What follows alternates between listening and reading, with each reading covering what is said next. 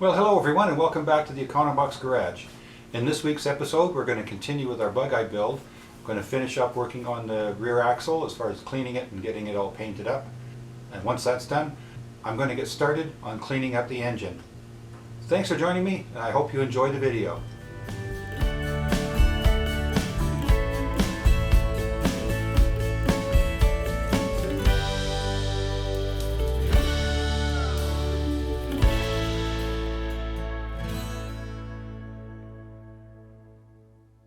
So I've cleaned up the rear hubs. This is the passenger side, or right hand side. This is the left hand side. I'm just marking the left hand side ones with zip ties so I can keep everything together. So here's how this goes together. We've got the hub.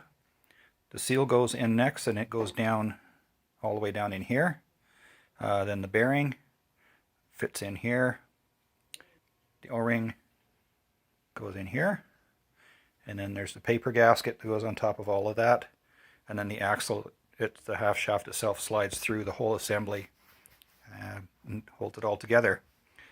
Initially I was going to go with the same bearings, but I've decided to change those and I was going to upgrade them at the same time.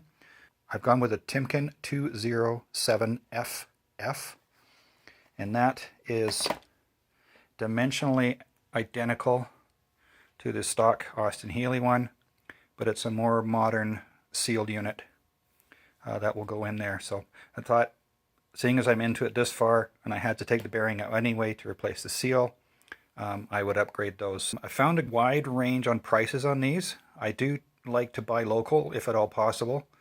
I got prices ranging from $53 to $105 each for these, but then decided to check out rockauto.com and I got them delivered to the door for $85 Canadian for the pair of them, so it does pay to shop around. So I do have an order coming from Classic Motor Works in Manitoba that will have all the seals, gaskets and what have you, and all the brake hardware for the back end. Once that gets here and I've got the rest of the rear end all cleaned up, I can put that all back together. So next on the cleaning list is getting the rear axle all cleaned up. For the time being, I'm going to leave this intact and just clean it up.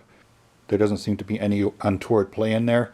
So what I'm going to do now is I'm going to take off the backing plates on each end, and they're just held on with 4 bolts. So I'll get those pulled off and all cleaned up on both ends, and then I'll get to work on cleaning up the axle as a whole.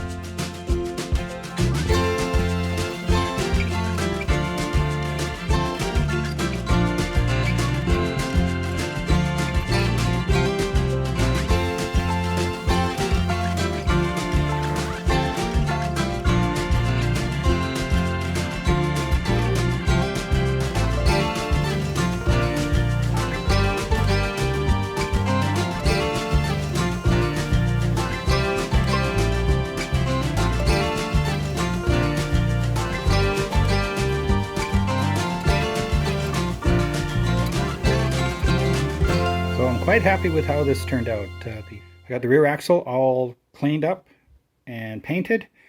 Decided just to leave this bare aluminum. The products I used on this, first of all I used this Tremclad rust reformer.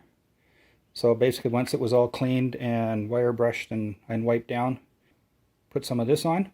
I'll let it sit for the 24 hours it's supposed to. And once that was done, I hit it with 2 coats of this Tremclad high performance rust enamel in a semi-gloss black. So I'll put links to both of these products in the description below. Well, now that the back axle's done, I'm going to get going on the engine. I just thought I'd give you a quick before shot of what I'm dealing with on this. So let's get started.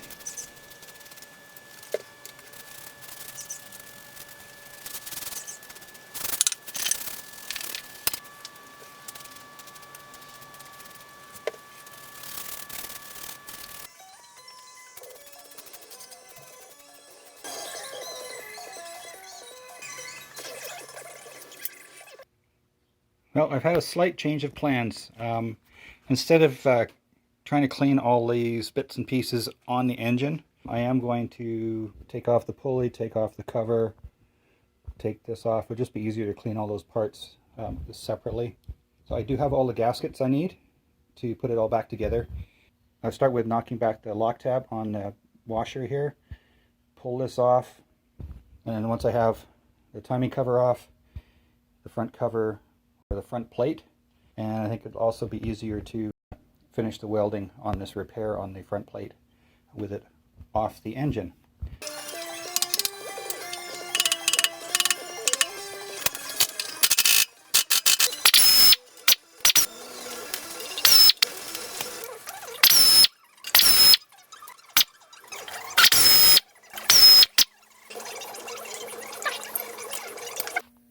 So after a few minutes in the parts cleaner, we've got the timing cover all nice and cleaned up, and the front pulley, the oil slinger, all the little bolts and washers and what have you, and the main thing, so those are all nice and clean.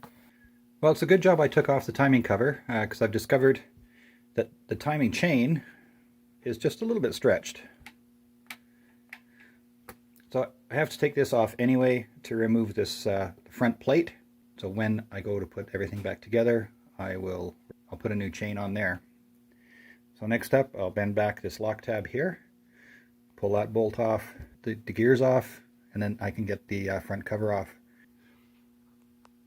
So once I've got this front plate off, I can repair it properly, but I'll probably save that for another video, and I'll do the back plate repair at the same time. Here's the rest of the components off the front of the engine, all cleaned up. I am going to be replacing the timing chain and the gears because they're quite worn out. Now when I replace the gear and the chain, I'm going to be able to upgrade.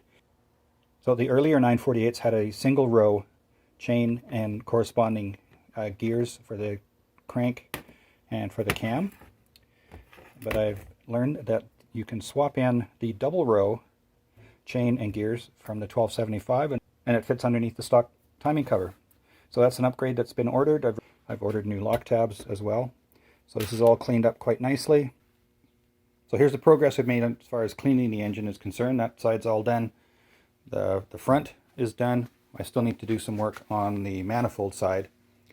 Now I've decided that due to the condition of the timing chain, I am going to go a lot deeper into the engine than I originally intended. So the oil panel come off so I can check the bottom end and then the bearings.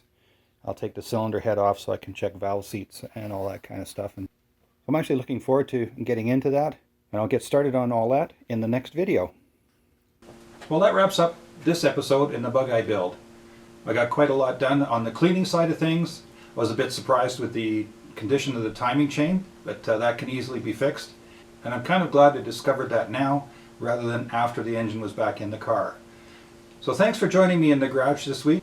Please be sure to like and subscribe. Hit that little bell icon so you don't miss any future videos.